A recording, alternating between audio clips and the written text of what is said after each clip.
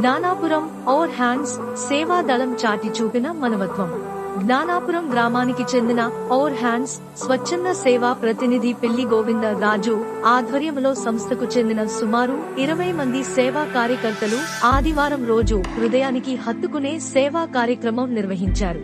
వారు railway station, Dwaraka complex, new colony పరిసరాలలో ఉన్న అనాథలు, అలాగే అవసరమైన వారికి తాజా పండ్లను స్వయంగా పంచిపెట్టారు.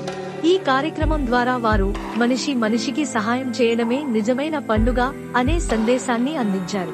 ఎవరికీ కనిపించని మూలల్లో ఉన్న ఆకలితో ఉన్న వారిని గుర్తించి వారికి పండ్ల తీపి రుచి చూపించడం ద్వారా సేవే మానవత్వం అనే సత్యాన్ని ప్రజలకు తెలియజేశారు.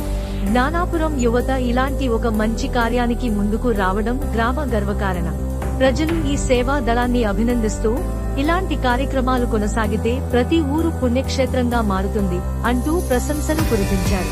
ఔర్ హ్యాండ్స్ సభ్యులు తాము పొందిన ఆనందం ఈ ఆనందాలు కన్నా గొప్పదనము కాదని తెలిపారు.